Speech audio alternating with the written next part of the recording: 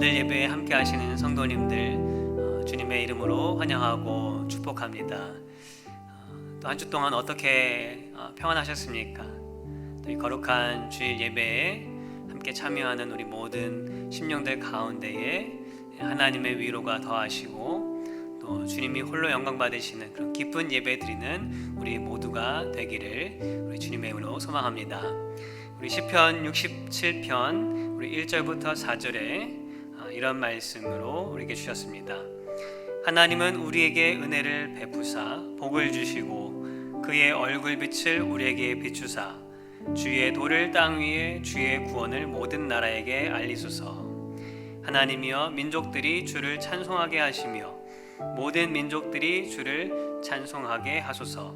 온 백성은 기쁘고 즐겁게 노래할지니 주는 민족들을 공평히 심판하시며 땅 위의 나라들을 다스리실 것임이니이다. 아멘. 참으로 우리에게 위로가 되고 또 우리를 사랑하시는 그 하나님의 마음이 잘 담겨져 있는 시라고 할 수 있겠습니다. 하나님은 우리에게 은혜를 베푸사 복을 주시고 그의 얼굴빛을 우리에게 비추사 주님의 구원을 또 주님의 도우심을 우리 믿는 자들에게 하나님의 백성 가운데에 하나님이 지그시 바라보시는 그 눈빛으로 또 우리 함께 하신다는 그 말씀을 우리 시편 말씀에서 노래하고 있습니다. 오늘 이와 같은 복이 오늘 예배를 드리는 우리 모든 우리 가정들마다 한 사람 한 사람들마다 그 은혜가 넘치기를 바랍니다. 또한 오늘 이 시간 정말 이 은혜를 사모하는 자들을 주님께서 그 하나님 우리 아버지 되신 하나님이 또 우리의 구원자 되신 아들 예수 그리스도가 또 성령을 인도하심으로 말미암아 우리를 예배의 자리로 초청하신 줄 믿습니다. 우리가 모두 그 예배로의 부름에 응답하는 마음을 열고 주님을 찬양하고 또 주님을 경배하는 그런 귀한 예배가 될 수 있기를 우리 주님의 이름으로 소망합니다. 같이 함께 기도하겠습니다. 하나님 감사합니다. 오늘 우리 가운데 인도하시는 그 하나님의 손길을 주님 바라봅니다. 또 한 주간의 삶 가운데서도 여러 가지의 모습으로 또 모양으로 우리가 살아왔습니다. 주님, 우리의 연약한 모습들, 죄악된 모습들 이 시간 주 앞에 나아갈 때에 다 내려놓게 하여 주시고 고백하게 하시며 자백하게 하셔서 오직 살아계신 하나님의 은혜와 또 예수 그리스도를 통한 또 죄를 사하여 주시는 놀라운 복을 누리며 하나님을 높이는 그런 귀한 예배 되게 하여 주시옵소서. 감사합니다. 예수님의 이름으로 기도하옵나이다. 우리 함께 사도신경으로 우리 신앙을 고백합니다. 나는 전능하신 아버지 하나님 천지의 창조주를 믿습니다. 나는 그의 유일하신 아들 우리 주 예수 그리스도를 믿습니다. 그는 성령으로 잉태되어 동정녀 마리아에게서 나시고 본디오 빌라도에게 고난을 받아 십자가에 못 박혀 죽으시고 장사된 지 사흘 만에 죽은 자 가운데서 다시 살아나셨으며 하늘에 오르시어 전능하신 아버지 하나님 우편에 앉아 계시다가 거기로부터 살아있는 자와 죽은 자를 심판하러 오십니다. 나는 성령을 믿으며 거룩한 공교회와 성도의 교제와 죄를 용서받는 것과 몸의 부활과 영생을 믿습니다. 아멘. 우리 이 시간 시와 찬양으로 우리 주님 앞에 영광 돌려드리도록 하겠습니다. 우리 먼저 교동문 61번 시편 142편 말씀 함께 교독하도록 하겠습니다. 교동문 61번입니다. 내가 소리내어 여호와께 부르짖으며 내가 내 원통함을 그의 앞에 토로하며 내 영이 내 속에서 상할 때에도 주께서 내 길을 아셨나이다.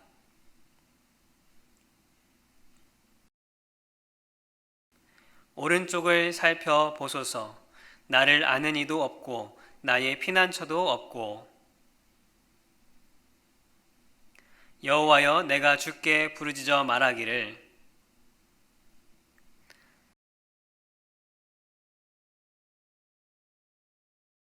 나의 부르짖음을 들으소서. 나는 심히 비천하니이다.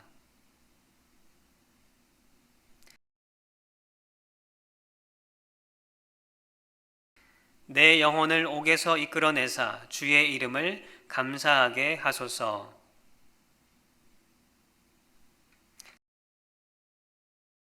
아멘. 우리 함께 찬송가 28장으로 주님 앞에 찬송 드리겠습니다.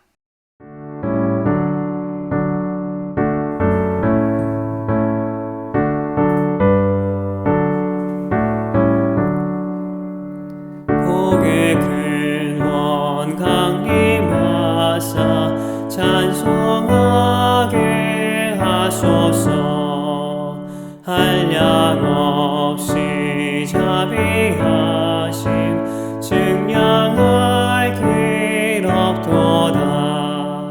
천사들의 찬송가를 내게 가르치소서. 구속하신 그 사랑을 항상 찬송합니다. 주의 크신 도움 받아 이때까지 왔으니 이와 같이 천국에도 이르기를 바라네.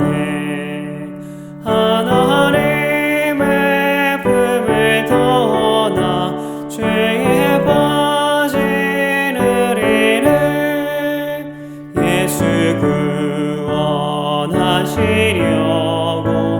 오열을 여주셨네. 주의 귀한 은혜 받고 일생 비친 자 되네. 주의 은혜 사슬 되사 나를 주께 메소서. 우리 마음엔 연약하여 범죄하기 쉬우니 하나님이 받으시고 천국에 이르시소서.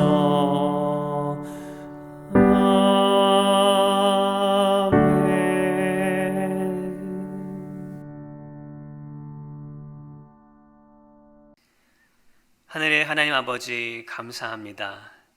우리의 삶을 또 돌보시고 또 우리의 각자의 삶 속에서 또 주님의 말씀 따라 또 살 수 있도록 날마다 때를 따라 베풀어 주신 주님의 그 은혜에 감사를 드립니다. 특별히 오늘은 주님의 복된 날로 또 이렇게 예배를 드리게 하시고 또 하나님의 그 영광을 우리가 바라보며 또 주님 앞에 나아가게 하시니 주님 감사를 드립니다. 주님께서는 우리를 사랑하시고 또 은혜를 베푸시며 또 늘 인도하시는 가운데 있음에도 불구하고 때때로는 저희들이 나약해서 정말 우리의 죄 앞에 넘어지고 또 쓰러질 때가 있었습니다. 주님, 우리가 입술로 지었던 죄악들, 또 생각으로 또 행동으로 우리의 형제 자매를 아프게 했던 일들이 있다면 주님 용서하시고 또 주님 말씀하신 그 사명에 따라 온전히 살지 못했던 우리의 모습을 주님 앞에 고백하게 하여 주시옵소서. 이 시간 주 앞에 나아갈 때에 십자가에 흘리신 주님의 그 피를 바라보게 하시고 그의 공로에 따라서 주님 앞에 담대히 나아갈 수 있는 주님 우리 마음 가운데 믿음과 또 소망도 허락하여 주시옵소서. 주님, 참으로 우리의 삶의 시간들이 참 어려운 시간들을 보내고 있습니다.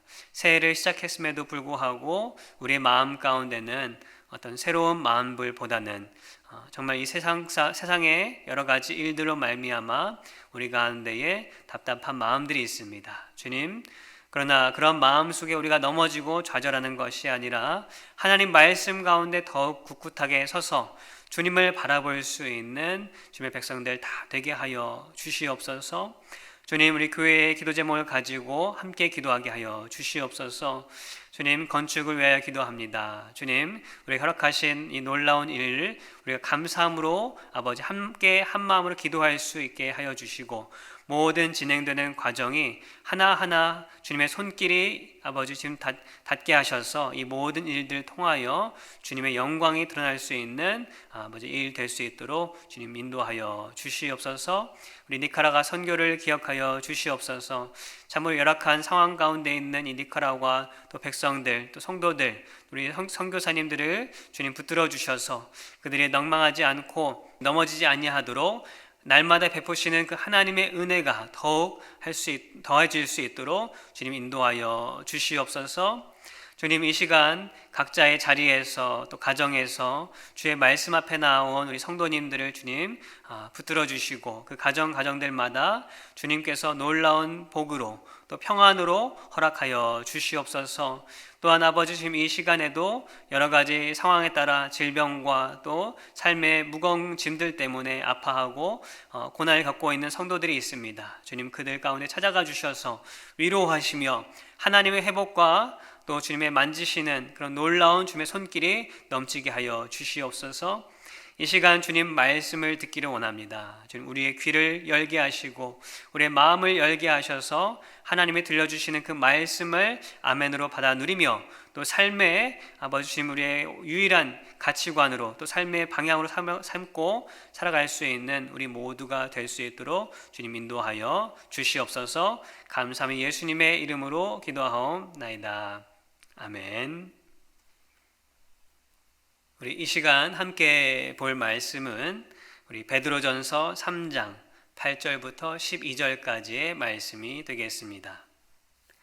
베드로전서 3장 8절부터 12절 말씀 제가 읽도록 하겠습니다.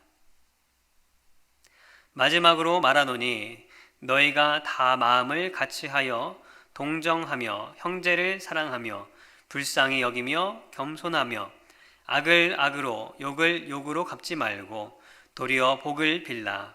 이를 위하여 너희가 부르심을 받았으니 이는 복을 이어받게 하려 하심이라. 그러므로 생명을 사랑하고 좋은 날 보기를 원하는 자는 혀를 금하여 악한 말을 그치며 그 입술로 거짓을 말하지 말고 악에서 떠나 선을 행하고 화평을 구하며 그것을 따르라. 주의 눈은 의인을 향하시고 그의 귀는 의인의 간구에 기울이시되 주의 얼굴은 악행하는 자들을 대하시느니라 하였느니라. 하나님의 말씀입니다. 아멘. 네, 오늘 이 말씀을 가지고 지금 우리가 해야 할 일이라는 제목을 가지고 함께 말씀을 나누기를 원합니다. 2021년 새해를 시작하고 벌써 1월의 중반을 지나고 있습니다. 예년 같으면 이 한 해의 시작으로 이렇게 분주하기는 해도 우리가 새로운 한 해에 어떤 일들이 있을지 기대하기도 하고 또 새해 목표도 세워서 그것을 잘 해보려고 노력도 해보고 또 새로운 만남도 기대해 보았을 것입니다. 그러나 우리가 맞이한 2021년에 이 새해 그리고 지난 1월의 몇 주간은 참 이 코로나와 이 사회의 어떤 불안정한 것들 때문에 우리의 마음에 어떤 기대와 소망보다는 이 답답한 마음을 주었던 시간이 아니었나 이렇게 생각을 합니다. 오늘 본문 말씀인 이 베드로전서의 1차 수신자였던 이 초대교회 성도들도 그들이 처한 이 핍박과 고난의 상황 속에서 우리가 느꼈던 아마도 그 이상 훨씬 더 답답하고 어려운 그런 마음들이 있었을 것입니다. 그러나 주님은 그들을 또한 우리들을 이러한 시간 속에 홀로 내버려 두지 아니하시고 베드로 사도를 통해서 그리고 여러 믿음의 지도자를 통해서 주님의 자녀를 위로하셨습니다. 눈앞에서 악한 이 로마의 권세 아래 예수님을 믿는 것 때문에 이 잔인한 핍박과 어떤 경제적, 사회적 배척을 받아야 했던 이 성도들을 보면서 이 베드로 사도는 교회의 지도자로서 얼마나 그 마음이 답답하고 참담했을까요? 아마 여러 가지 고민과 염려 속에 주님 앞에 무릎을 꿇고 수많은 기도를 했을 것입니다. 그리고 예수님께서 가르치셨던 그 말씀들을 다시 한번 되새기면서 그 위로의 말씀을 어떻게 하면 전할 수 있을까 아마 고민을 했었을 것입니다.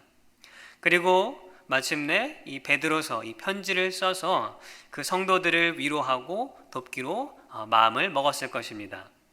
베드로 사도는 이 자신의 이 서신서, 이 베드로서 전체를 통해서 말씀을 합니다. 세상의 악한 권세 앞에 넘어지지 말고 모든 권세의 주권자이신 하나님을 바라보라. 그리고 비록 현실은 고난이지만 순종과 선을 행함으로써 이 고난 뒤의 영광을 바라보라라고 말씀한 것입니다. 지금 우리에게 필요한 것은 무엇일까요? 당장 내가 처한 상황, 어떤 경제적이든지 아니면 육신의 어떤 질병이든지 아니면 정신적인 문제든지 그 상황이 해결되는 것도 중요하겠지만 예수님을 따르는 성도로서 우리에게 필요한 것은 바로 주님의 위로의 말씀, 그리고 그 말씀이 가르쳐 주시는 이 참된 길이 아니겠습니까? 오늘 베드로 사도가 이 초대교회 성도들에게 주신 이 말씀이 위로가 곧 우리에게도 주님께서 우리에게 또 나에게 들려주시는 위로의 말씀이요, 또 모두가 이 어려운 시기에 온전히 걸어갈 수 있는 그런 길임을 깨닫고 또 붙잡을 수 있는 말씀이 되기를 우리 주님의 이름으로 소망합니다. 오늘 베드로 사도의 말씀이 어떻게 이 초대교회 성도들에게 위로가 되고 도전이 되었는가, 크게 오늘 세 가지로 함께 말씀을 나눠보고자 합니다. 첫 번째로는 형제를 돌보라는 위로의 말씀을 주셨습니다. 우리가 흔히 고난을 당하거나 어려움에 빠지면 그 처한 상황보다 더 마음을 힘들게 하는 것이 있습니다. 그것은 바로 나 혼자만이라는 생각입니다. 어떤 사고를 당하거나 병에 들게 되면 다른 모든 사람들은 멀쩡해 보이는데 나 혼자만 겪는 그런 아픔으로 다가올 수가 있습니다. 왜 나에게만 이런 일이 일어나는가? 당연히 생각할 수 있는 생각이지만 이런 생각이 들기 시작하면 겪고 있는 그 상황보다도 더 마음이 무겁고 힘들게 느껴질 수 있습니다. 아이들이 흔히 부모님한테 혼이 날 때 그러합니다. 왜 나만 가지고 그러하냐고 이렇게 반발을 하죠. 불공평하다, unfair하다고 합니다. 부모 입장에서는 잘못한 형제나 어떤 자매들에게 똑같이 혼을 낸다고 하지만 자신의 입장에서는 자기한테만 혼을 내고 뭐라고 하는 것 같고 그런 생각을 하게 되는 것이죠. 그러면 어떻게 됩니까? 자기만 서러워지는 것이죠. 그리고 만약 그게 쌓이다 보면 이 부모님의 사랑에 어떤 비뚤어진 그런 반응으로 행동을 할 수도 있습니다. 네, 그렇습니다. 이 고난 자체도 힘든 것이지만 우리에게는 이 나 혼자, 나는 혼자다라는 생각이 더 무섭고 나를 더 낙심하게 만듭니다.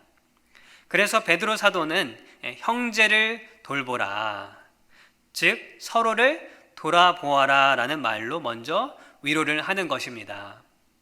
다른 말로 하면 당신은, 우리 성도님은 혼자가 아니다 라고 말씀하고 있는 것입니다. 이것은 세상 사람들도 서로를 위로할 때 자주 하는 말이고 어려움을 겪고 있는 사람에게는 꽤나 위로가 되는 말이기도 합니다. 그런데 사실 이 혼자가 아니다, 함께 어떤 공동체의 위로를 전하는 것은 사실 상당히 기독교적인 것입니다. 왜냐하면 이 하나님의 존재 자체가 그렇기 때문입니다. 무슨 말씀인가 하면 우리가 하나님이 어떠한 분이신가, 하나님의 속성을 우리가 표현할 때에 삼위일체라고 우리가 보통 말을 합니다. 하나님은 한 분이시지만 인격은 셋이 있으신 분이다. 우리의 어떤 말로서는 논리적으로는 도저히 이해가 되지 않는 말이지만 그러나 성경 전체에서 우리에게 보여주시는 것은 이 삼위일체의 하나님을 보여주고 계십니다. 또한 우리는 그렇게 믿고 고백을 합니다. 그 삼위일체 하나님 스스로도 홀로 계시는 것이 아니라 함께 계시는 것이죠. 삼위, 이 세 인격이 함께 하시는 어떤 공동체적인 공동체적인 속성이 이 하나님의 속성 가운데 있습니다. 그렇기에 우리 그리스도인들은 이 하나님의 형상대로 나 혼자가 아닌 함께의 신앙을 가져야 하는 것인 줄 믿습니다. 오늘 베드로 사도는 바로 그 함께의 신앙을 형제를 돌보는 모습으로 이 초대교회 성도와 또한 우리들을 위로하고 있는 것입니다. 그렇다면 그 함께의 신앙의 구체적인 방법이 무엇이라고 이 8절에 기록이 되어 있는지 함께 보겠습니다. 우리 8절 말씀을 다시 한번 읽어보시면 마지막으로 말하노니 너희가 다 마음을 같이하여 동정하며 형제를 사랑하며 불쌍히 여기며 겸손하며. 무엇이라 말씀하고 있습니까? 동정하며 사랑하며 불쌍히 여기며 겸손하며 여러 가지로 표현되고 있지만 이 한 가지로 포함이 될 수 있습니다. 그것은 바로 사랑하는 것입니다. 사랑, 기독교의 가장 큰 메시지이자 우리를 구원하신 예수님께서 십자가에서 증명하신 것, 그것이 사랑입니다. 예수님께서도 요한복음 13장에서 새 계명이라고 말씀하시면서 하신 것이 바로 서로 사랑하라는 것이었죠. 또한 사도 바울도 고린도전서를 통해서 이 사랑의 중요성에 대해서 간절히 호소하기도 했습니다. 이 사랑이 중요하다는 것은 아마도 우리 모든 그리스도인들 또 그렇지 않은 사람들도 다 알 것입니다. 그렇지만 때때로는 좀 막연합니다. 도대체 이 사랑하는 것이 무엇인가? 어떻게 하는 것이 서로 사랑하는 것인가? 어떻게 하는 것이 형제를 사랑하는 것인가? 저는 그것을 관심이라고 말하고 싶습니다. 사랑한다면 관심을 가지게 돼 있습니다. 관심을 갖는다고 다 사랑한다고는 말을 할 수는 없지만 사랑한다면 관심이 갈 수밖에 없습니다. 우리 교회는 서로에 대한 사랑을, 이런 사랑을 실천하기 아주 좋은 교회입니다. 왜냐하면 우리가 조금만 신경 쓰면 웬만한 우리 베델교회 성도들, 교인들에게 관심을 다 가질 수 있기 때문입니다. 우리 몇 년 전까지 함께 신앙생활을 하던 우리 박수미 집사님이 계셨습니다. 집사님이 함께 신앙생활 하실 때에 여러 가지 신앙의 본을 보여주셨습니다. 그 중에 제가 기억하는 것 중에 하나가 뭐냐면 이 집사님은 이 성도님들의 이름을 아주 잘 기억합니다. 그리고 그 이름을 불러주시면서 아주 이렇게 반갑게 인사를 잘 하셨습니다. 오신 지 얼마 되지 않으셨는데도 여러 성도님들의 이름을 몇 번 들으면 다 외우시고 심지어는 이런 성도님들, 이런 분들은 잘 나오시지 않은 그런 성도님들 이름은 잘 모르시겠지 생각하는데 그분들의 이름까지도 다 아시는 그러한 분이 박수미 집사님이셨습니다. 그런 모습에 저는 참 놀랐었고 참 은혜를 많이 받았었습니다. 이름을 잘 외워서 제가 놀랐었을까요? 나는 좀 사람 이름을 잘 기억 못하는데 우리 집사님은 어떻게 그렇게 사람을 몇 번 보지도 않고 듣지도 않고 이름을 잘 기억할까? 그런 것에 제가 놀랐을까요? 아닙니다. 그것이 아니라 이 집사님이 그분들의 이름을 기억하는 그 관심, 그 사랑에 놀랐던 것입니다. 물론 성도님들 이름을 못 외운다고 관심이 없는 것은 아닙니다. 그러나 적어도 함께 신앙생활을 하고 몇 년 동안 함께 지내는 그런 주님 안의 형제 자매로서 그들에게 조금이라도 관심을 가져주고 또 서로 안부를 묻고 또 서로 만나게 되면 환하게 인사해주고 하는 것은 이 우리의 가지고 있는 아주 작은 사랑의 표현인 것입니다. 이런 사랑의 어떤 작은 실천들이 우리 가운데에 있기를 바랍니다. 그랬을 때에 오늘 이 베드로 사도가 말씀하신 것처럼 서로 돌보라, 형제를 돌보라라는 말씀이 우리 가운데 실현되고 또 그것이 함께라는 이 공동체의 그런 능력이 되며 위로가 되는 줄 믿습니다. 또 하나의 이 사랑의 방법은 무엇인가 하면 이 내 형제 자매를 불쌍하게 하지 않는 것입니다. 오늘 본문 말씀에도 불쌍히 여기라고 나와 있습니다. 불쌍한 것은 무엇일까요? 어떤 사람이 불쌍하다고 이렇게 생각을 하십니까? 제가 한국에 있을 때 어떤 이 영성 훈련을 하시는 그 목사님이 이런 말씀을 하셨습니다. 불쌍한 것은 짝이 없는 것이다. 한자어를 해석해서 짝쌍이 없는 사람, 즉 혼자인 사람이 불쌍한 사람이다라고 그렇게 의미를 가지고 이렇게 말씀하는 것을 들은 적이 있습니다.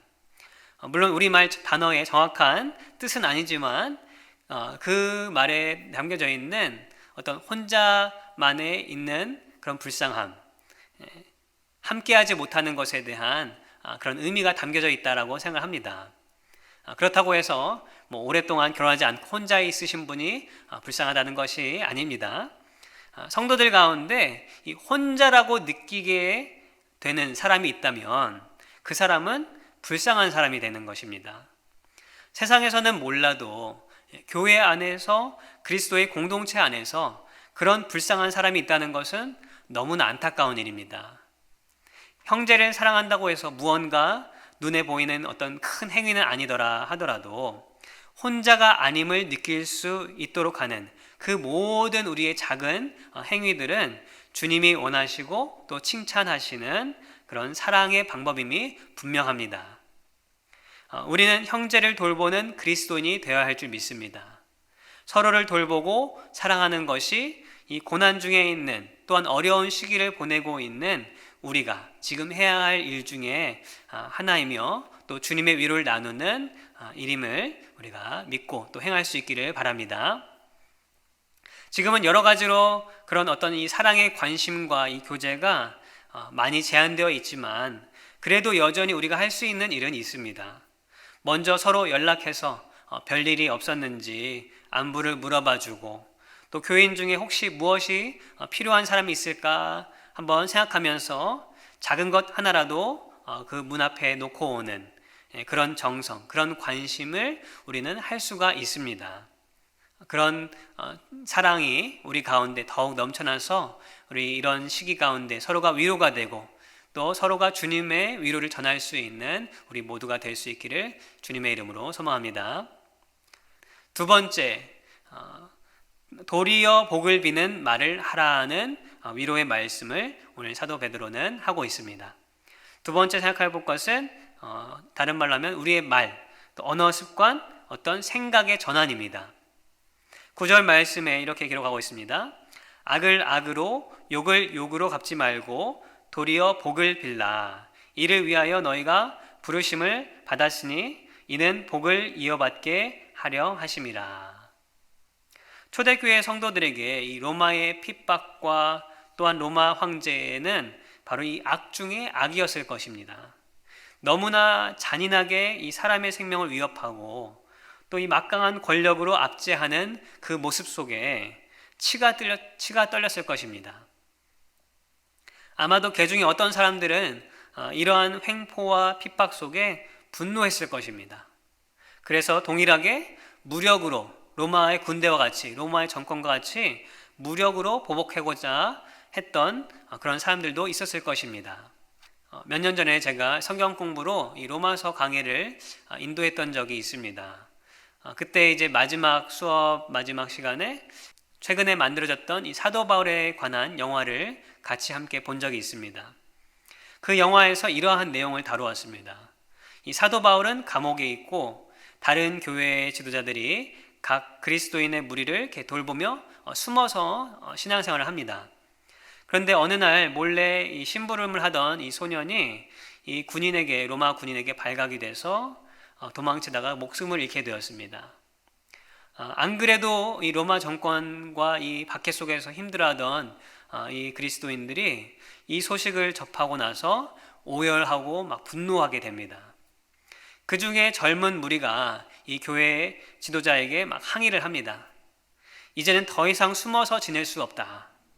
우리도 똑같이 저 로마 정권처럼 무력으로 대항하겠다라고 막 항의를 합니다. 그때에 누가 사도행전과 누가복음을 쓴 이 누가가 감옥에 있는 사도 바울의 말을 전합니다. 바로 그 말씀이 무엇이냐면은 이 베드로서 오늘 말씀에 기록되어 있는 말씀과 비슷한 말씀이죠. 이 로마서 12장 17절 말씀에 이런 말씀이 있습니다.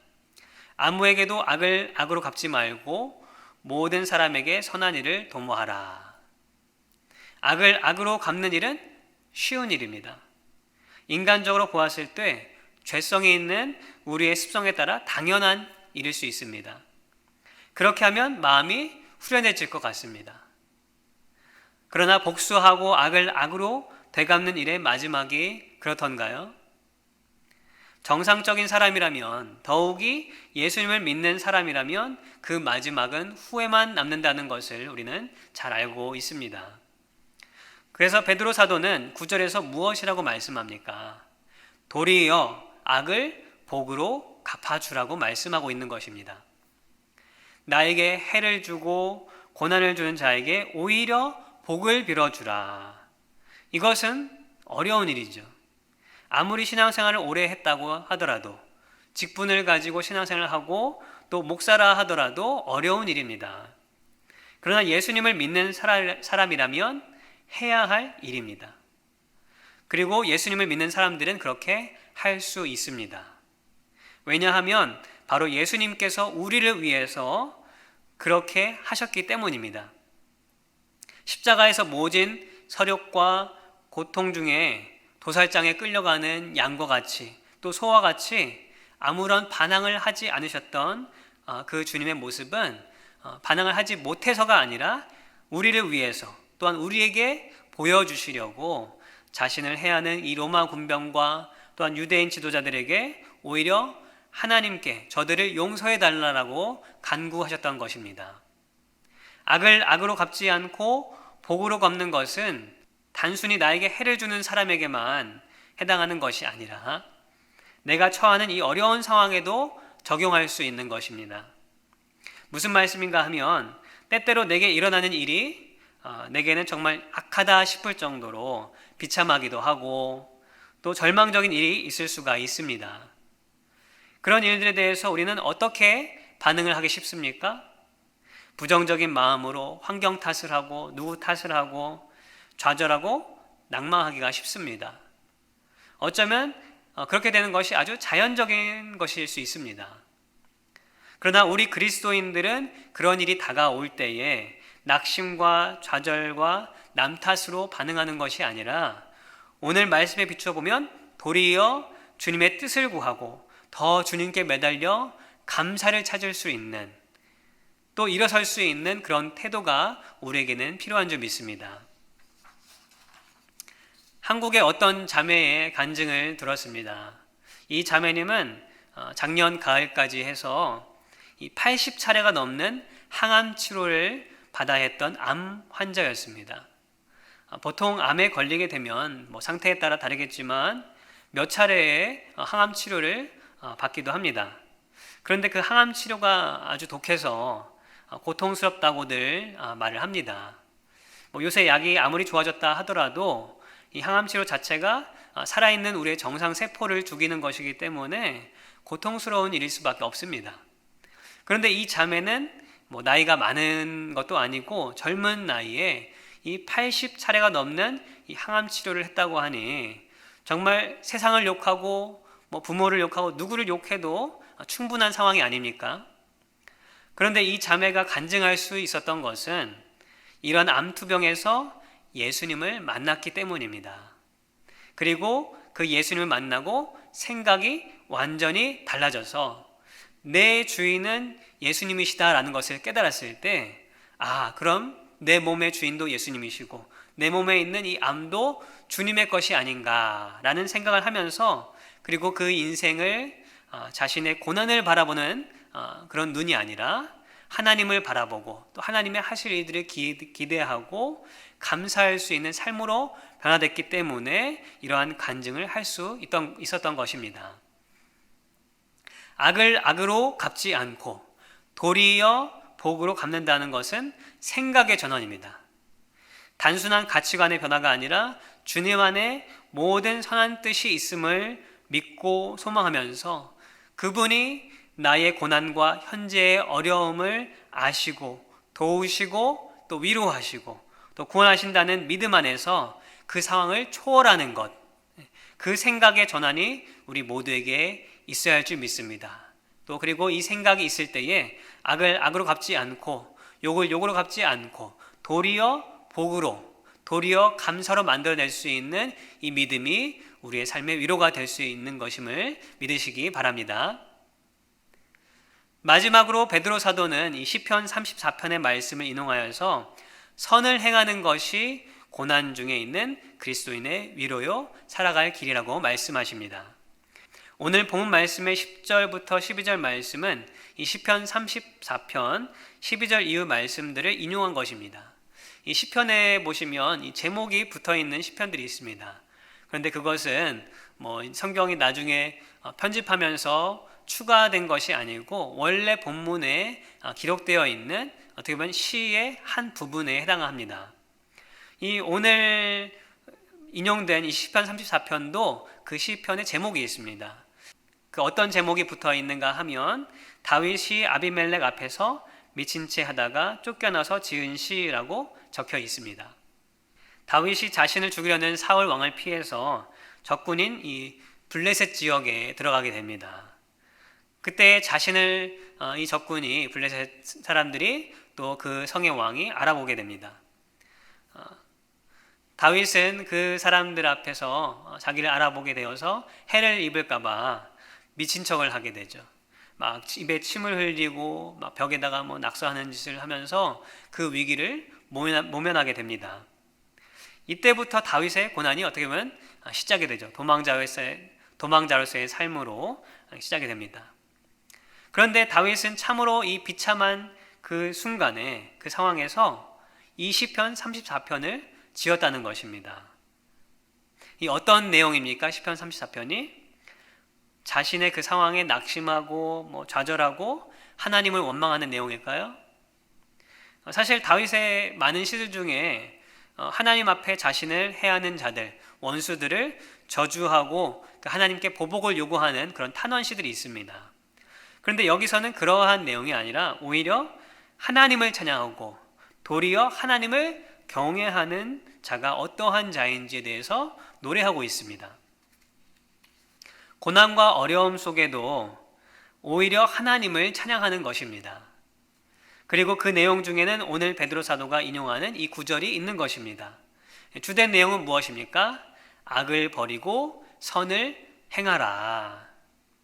왜 고난 중에 있는 성도들에게 이런 말씀을 주셨을까요? 과연 이것이 어떤 위로가 되는 것일까요? 본문 11절은 이렇게 말하고 있습니다. 악에서 떠나 선을 행하고 화평을 구하며 그것을 따르라. 선을 행하고 화평을 구하며 그것을 따르라. 여기서 말하는 선이란 무엇이고 화평은 무엇일까요? 다 다뤄보면 좋겠는데 오늘은 시간상 이 선에 대해서만 좀 다뤄보려고 합니다. 이 선이란 것은 무엇일까요? 선한 일이라는 것은 무엇일까요? 어떤 착한 일, 약자를 도와주고 가난한 자를 도와주고 어떤 기부하고 나누는 일들, 구제하는 일들, 어떤 사회봉사 그런 일들을 말하는 것일까요? 그런 것도 선한 일에 속하겠죠. 그렇지만 성경에서 또한 이 히브리적인 선은 그것을 말하는 것이 아닙니다. 여기 선이라고 쓰인 단어는 어디에 쓰이는가 보면 바로 이 창세기에 하나님께서 천지를 창조하실 때 쓰였던 단어입니다. 첫째 날부터 여섯째 날까지 하나님은 하나하나 만물을 지으십니다. 그리고 하루의 창조의 기사가 끝나면 말씀하십니다. 뭐라고 말씀하셨습니까? 하나님이 보시기에 좋았더라고 말씀하십니다. 여기 좋았다라고 쓰인 단어가 바로 선이라는 단어와 같은 것입니다. 토브라는 단어. 즉 히브리적 개념에서 선이란 것은 하나님이 보시기에 좋은 것, 하나님이 기뻐하시는 것, 다른 말로 하면 하나님이 동의하시는 것, 어그리어블한 것이 바로 선이다라는 것입니다. 남을 도와주고 구제하는 일이 하나님께서 기뻐하시고 동의하시는 일이면 선한 것입니다. 그런데 같은 이런 구제하고 남에게 도와주고 자신의 것을 내어드리는 일임에도 불구하고 하나님이 선하게 보지 않은 경우가 있습니다. 아나니아와 삽비라, 이 사도행전에 나온 이 아나니아와 삽비라의 이야기가 바로 그것이죠. 자신들의 욕심을 품고 그들이 전 재산을 바친 것처럼 보였음에도 불구하고 하나님 보시기에는 그들의 위선적인 마음, 그들의 욕심의 마음을 아셨기 때문에 하나님께서는 그들의 마음과 동의하지 않으셨습니다.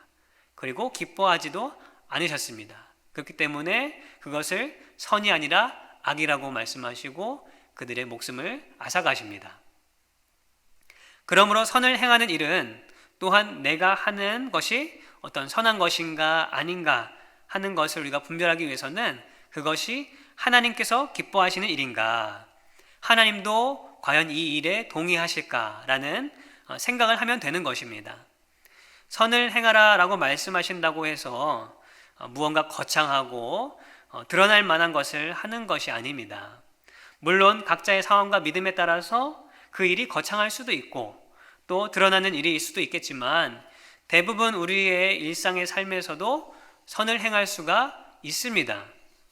더욱이 이 코로나의 영향으로 우리의 삶의 영역이 더 좁아졌고 작아졌습니다. 어떤 분들은 내가 사는 이 집 공간, 거주하는 이 집 공간만이 전부가 내 삶의 전부가 되는 그런 영역이 될 수도 있을 것입니다. 그렇다면 어떻게 그곳에서 우리가 선을 행할 수 있을까? 저도 코로나로 인해서 이 성도님들과의 어떤 관계가 아주 적어지고 성경 공부나 그런 것들이 다 이제 축소되었기 때문에 결국 내가 부대끼고 살아가는 현장은 이 가족, 정확히 말하면 우리 이 자녀들하고의 관계가 주된 관계가 되었습니다.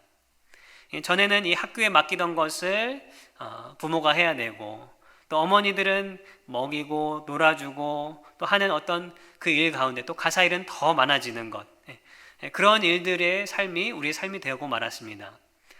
그러면서 자연스럽게 어떻게 됩니까? 서로가 부딪히는 이 가족 간에 부딪히는 일들도 많아지게 되었습니다. 저도 한동안은 저희 아이들이 이제 남자아이들 셋이니까 하도 서로 다투고 해서 저의 언성도 높아지고 이제 화도 많이 나고 해서 적잖이 스트레스를 받았습니다.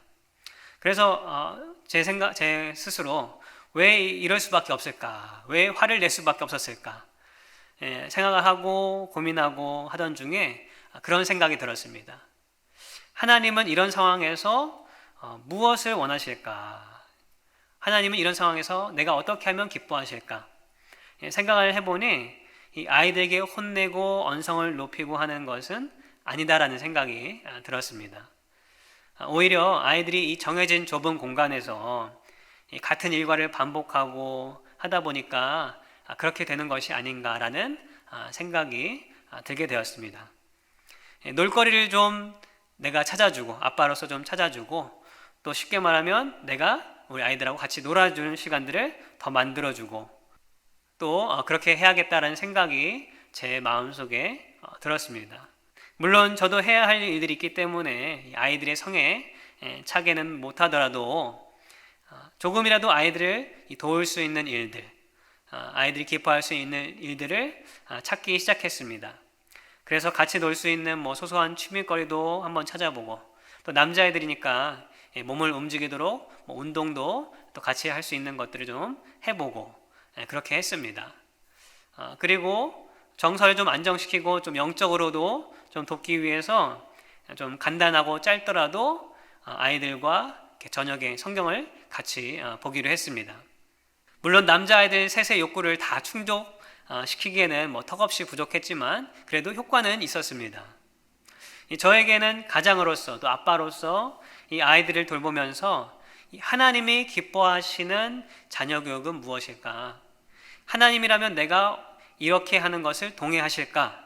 생각하는 것이 곧 선한 일이고 선한 자녀 교육이 되는 것이었습니다. 선한 일을 행한다라는 것은 어떤 범위나 어떤 영향이 큰 것도 있겠지만 오히려 우리의 지금 상황에서는 이런 매일매일의 삶 속에서 어떤 순간순간에 일어나는 일들 속에서 이 질문을 통해서 하는 모든 행동들이 선을 행하는 것이라고 말할 수 있겠습니다. 아침에 눈을 떠서 하나님이 이 아침에 무엇을 하면 기뻐하실까? 또 어떤 하루를 살면 그 삶에 동의하시고 기뻐하실까? 그런 생각을 하는 것, 이것이 선한 행동을 만드는 우리의 시작이며 또 그 조그만 선한 행동을 통해서 하나님은 더 큰 영광을 받으실 것이라고 믿습니다. 언제 그리고 어떻게 우리는 하나님이 기뻐하시는 일이 무엇이고 또 내가 하는 일이 하나님도 동의하시는 일인가 우리가 알 수 있을까요? 기본적으로 예수님을 믿고 성령님이 내 안에 계시면 우리는 어떤 일들이 하나님이 기뻐하시는 일인 줄을 우리가 알 수 있을 것입니다. 그런데 더욱 구체적으로 또 확실히 알 수 있는 방법은 바로 예배를 통해서입니다. 그리고 말씀을 통해서인 줄 믿습니다. 우리가 예배 드릴 때에 하나님은 영광 받으실 뿐 아니라 하나님이 어떠한 분이신지를 우리에게 알게 하십니다.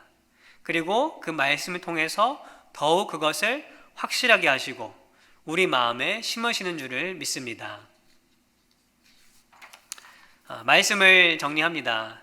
지금 우리가 또 내가 겪고 살아가고 있는 이 시간이 어렵다고 느껴지더라도 초대교회 때 박해봤던 이 성도들이나 아니면 여전히 예수님을 마음대로 섬기지 못하고 또 믿지 못하고 고백할 수 없는 그러한 나라에서 숨어서 신앙생활을 하는 그런 성도들에 비교해보면 그 고난과 시련에 비교해보면 우리의 어려운 것은 참 작은 것일 수 있습니다. 그러나 주님은 그러한 성도들에게도 또한 우리에게도 위로를 주시는 분이신 줄 믿습니다. 주님만이 나의 피난처이시요 나의 방패이시요 요새인 줄을 믿습니다.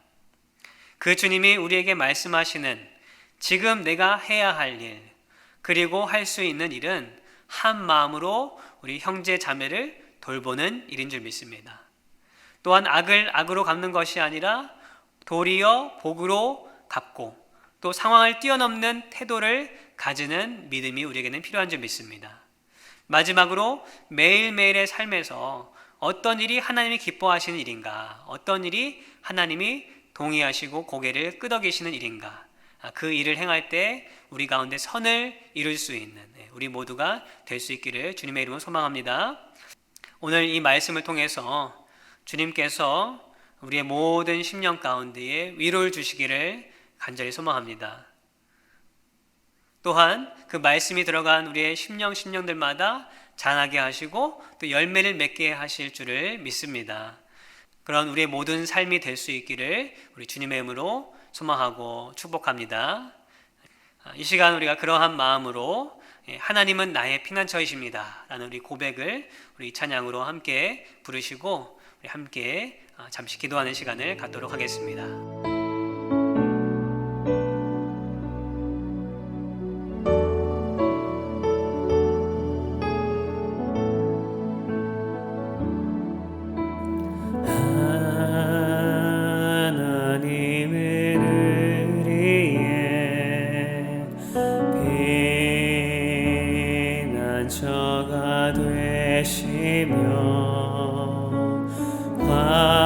환난 중에 의리에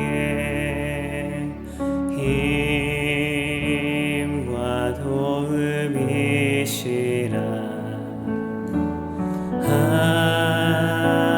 하나님은 의리에 피난처가 되시며 환난 중에 의리에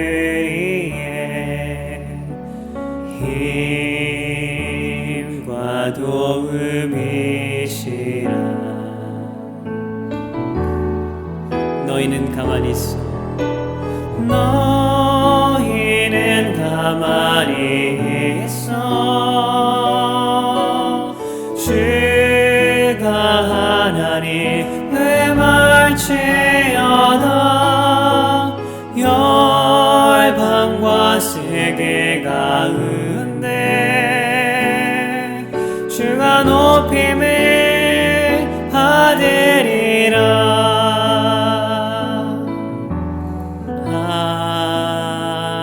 하나님은 의리에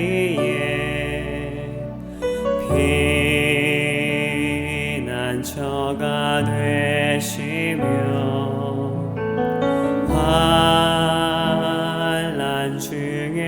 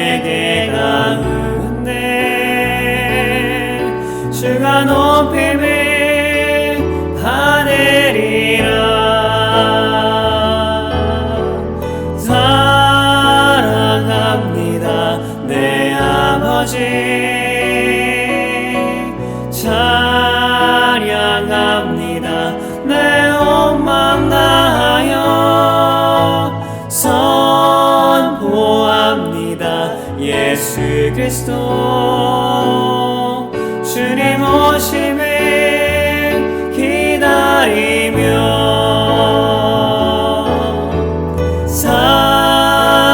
사랑합니다 내 아버지 찬양합니다 내 온 맘 다하여 선포합니다 예수 그리스도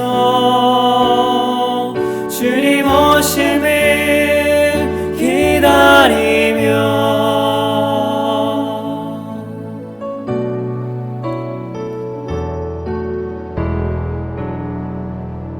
이 시간 기도합니다. 하나님, 주님의 그 위로하심과 또 나의 요새 되심과 또 피난처 되심을 믿습니다. 주님께서 늘 말씀을 통하여서 우리를 위로하시고 또 우리를 살펴보시고 도우시고 함께 하시는 줄 믿습니다.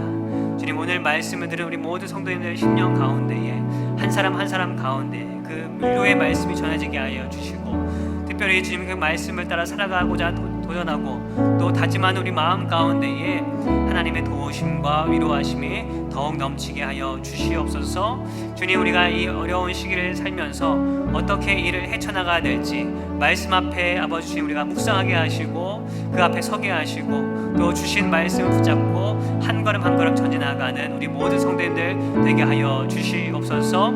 아버지 주님, 우리가 서로서로를 돌보는 형제 사랑이 넘치는 그런 삶을 살기를 원합니다. 아버지, 내 자신 스스로만 위로받는 것이 아니라 서로를 돌보는 말미암아 서로가 서로에게 위로가 되게 하시고 삼위일체 하나님이 그러하듯이 아버지 서로의 교제를 가지고 또 서로의 함께함을 나누며 한 사람이라도 정말 한 사람이라도 나 혼자라는 생각을 갖지 아니하도록 우리가 한 영혼 한 영혼들 특별히 소외받고 또 외로워하는 그들을 찾아가고 위로하며 또 아버지 그들에게 주의 말씀을 전할 수 있는 아버지 우리 모두가 되게 하여 주시옵소서. 여러 가지로 그러한 일들이 제약된 가운데 있지만 아버지 서로 전화하게 하시고 서로 아버지 돌보는 기도로 중보하게 하여 주시고 자그마한 것이라 서로 나누는 그러한 사랑이 우리 가운데 넘치게 하여 주시옵소서. 또한 아버지 우리가 도리어 아버지 악을 악으로 갚지 않고 도리어 복으로 갚고 또 내 상황을 아버지 도리어 복으로 생각하고 주님의 아버지 위로하심과 또 선하신 일에 선하신 그 뜻을 바라보며 나갈 수 있는 그런 가치관, 생각의 전환이 우리 가운데 있게 하여 주시옵소서.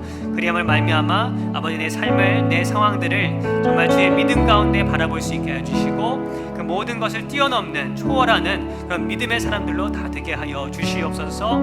아버지 또한 주님 우리가 매일매일의 삶을 주 앞에 살 때에 아버지 그저 지나간 삶들을 살아가는 것이 아니라 내 하루를 살더라도 하나님이 기뻐하시는 일이 무엇인지 하나님이 정말 즐거워하시는 무엇인지 그 일들을 생각하게 하시고 그 일이 바로 선한 일임을 깨닫게 하여 주셔서 작은 일 하나라도 집안에서 가사 일을 하더라도 아버지 주님 아침에 눈을 뜨는 일이라도 하나님 앞에 선한 일이 되게 하여 주시고 하나님 앞에 영광이 되는 일로 돌려드릴 수 있는 우리 모든 삶이 되게 하여 주시옵소서. 우리 성도님들 가운데 아버지 연약한 성도님들 아버지 주님 함께 하여 주시고 또한 이 믿음의 말씀을 통하여서 아버지 자신의 상황과 아버지 그런 염려와 걱정들 가운데에 넘어지는 것이 아니라 일어나게 하여 주시고 주님을 바라보며 온전히 나갈 수 있는 우리 모두가 되게 하여 주시옵소서. 예수님의 이름으로 기도합니다. 주님, 이 시간 우리가 주 앞에 나아갈 때에 빈손으로 나아가지 아니하고 하나님 베푸신 은혜에 감사하는 마음으로 주 앞에 또 예물을 드립니다. 아버지 또 주님 앞에 드리는 마음으로 함께 합니다. 주님, 이 모든 우리의 주 앞에 드려지는 예물과 또 드려지는 이 마음 가운데에 주님이 복 주시고 특별히 이 어려운 시기를 지내는 가운데에 우리 성도님들 가운데 경제적으로 힘들지 아니하도록 하나님의 돕는 손길이 넘치게 하여 주시옵소서. 또 주님 아버지 이 모든 드림의 기쁨으로 말미암아 우리 삶이 더 풍족해지게 하여 주시고 또 주님 앞에 드려지는 그 감사의 마음 가운데에 또 서로도 돌보게 하셔서 또 연약한 자들 가운데에 나누는 그런 나눔의 즐거움과 은혜도 있게 하여 주시옵소서. 감사함이 예수님의 이름으로 기도합니다. 아멘. 이 시간에 광고 말씀, 우리 안내 말씀을 몇 가지 전해드리겠습니다. 오늘 예배에 참석하신 또 가정에서 예배드리는 우리 모든 성도님들을 환영하고 또 축복하고 이 모든 가정 가운데에 하나님의 더 없는 은혜가 넘치시길 바랍니다. 우리 건축을 위해서 계속해서 우리 기도해 주셔서 순조롭게 일이 진행될 수 있도록 우리 함께 해주시기 바랍니다. 예배 안내 변동사항을 알려드립니다. 오늘 우리 주일 예배부터 약 2주간 다음 주까지 또 이제 추후 공지가 있을 때까지 온라인 예배, 주일 예배는 우리 11시 오는 것 같이 온라인 예배로만 드려지게 됩니다. 나머지 주중 예배 활동은 종전과 같이 우리가 영상으로 함께 드려지게 됩니다. 2021년 주요 1월 주요 교회 일정도 마찬가지로 예정되었던 우리 예결산위원회, 재직회, 공동회의 등은 추후 일정이 공지될 때까지 연기되었음을 알려드립니다. 우리 계속해서 우리 구역별 신년 40일 일례 기도 운동 이렇게 성도님들께 이렇게 안부 전할 드리면서 다들 이렇게 잘 진행하시고 참여하시고 또 이렇게 매일 이제 카톡 채널 통해서 묵상 말씀 짧게 묵상 말씀과 기도 제목이 영상으로 나가고 있습니다. 그것을 보시면서 한 15분 정도 시간이 되는데 그 시간 동안 다 기도하셔도 좋고 아니면 자신이 되는 시간 동안 기도하시면서 또 교회와 나라와 사회와 또 특별히 성도들을 위해서 중보할 수 있는 그런 시간이 될 수 있기를 바랍니다. 주간 통신 성경 공부 진행되고 있습니다. 교회에 오지 못하셔서 만약에 그 문제지를 받고자 하시는 분들은 저에게 따로 알려주시면 메일로 이제 몇 주치를 이렇게 한꺼번에 보내드리도록 하겠습니다. 교인 소식 있습니다. 우리 지난 1년 동안 함께 신앙생활을 했던 우리 김윤정, 우리 스티븐 팀스 성도님 가정이 있습니다. 이 코로나가 시작하기 전에 딱 오셔서 몇 주 나오지 못하시고 이 코로나로 인해서 아마 성도님들과의 그 많은 교제가 없었을 것입니다. 그럼에도 1년 동안에 계속해서 예배에 참석하시고 또 드라이브인 예배가 있으면 또 오시고 또 토요일마다 이 여성 성역 공부도 함께 참여했던 우리 성도님이십니다. 근데 이제 근무지 변경으로 남편의 근무지 변경으로 한국으로 가시게 되었습니다. 그래서 우리가 새로운 곳에서 또 삶과 또 그 신앙생활 또 믿음 생활을 위해서 같이 기도해 주시고 특별히 우리 김윤정 자매님이 우리 여기 계신 동안에 복중에 아이를 임신하게 되었습니다. 그래서 우리가 한 번도 보지 못했지만 또 이렇게 아이를 위해서도 또 기도하곤 했습니다. 그래서 3월 말이 예정일인데 잘 출산할 수 있도록 우리 같이 기도해 주시면 감사하겠습니다. 이 시간에 짧게 우리가 또 얼굴을 볼 수 없기 때문에 영상으로 짧은 인사 메시지를 준비하였습니다. 우리 같이 함께 우리 보도록 하겠습니다. 안녕하세요. 베들교회 성도님들.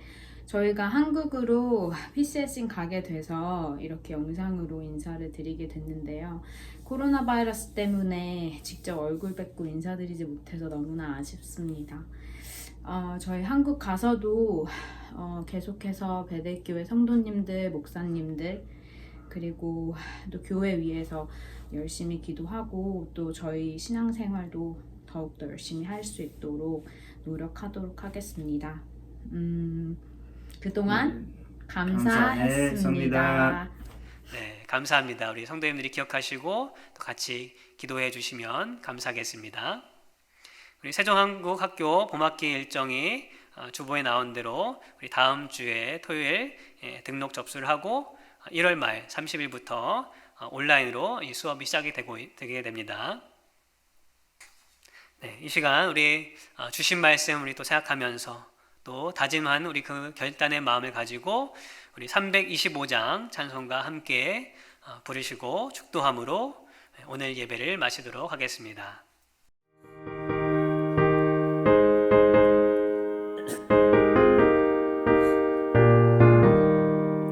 예수가 함께 계시니 시험이 오나 겁없네. 기쁨의 근원 되시네. 예수를 위해 삽시다. 날마다 주를 섬기며 언제나 주를 기리고 그 사랑 안에 살면서 딴 길로 가지 맙시다. 이 세상 사는 동안에 주 이름 전파하면서 무한한 복락 주시는 예수를 위해 삽시다. 날마다 주를 섬기며 언제나 주를 기리고 그 사랑 안에 살면서 딴 길로 가지 맙시다. 이 세상 친구 없어도 예수는 나의 친구니 불의한 일을 버리고 예수를 위해 삽시다. 날마다 주를 섬기며 언제나 주를 기리고 그 사랑 안에 살면서 딴 길로 가지 맙시다. 주께서 심판하실 때 잘했다 칭찬하리니 이러한 상급 받도록 예수를 위해 삽시다. 날마다 주를 섬기며 언제나 주를 기리고 그 사랑 안에 살면서 딴 길로 가지 맙시다.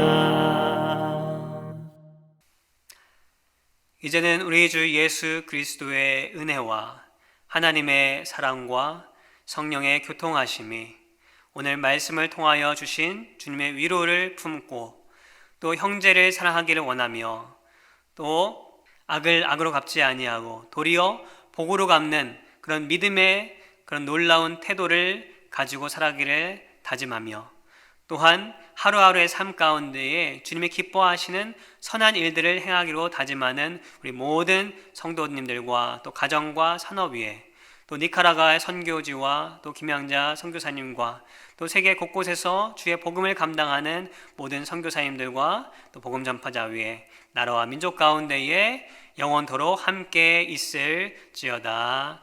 아멘. 함께 손잡고 가세 조금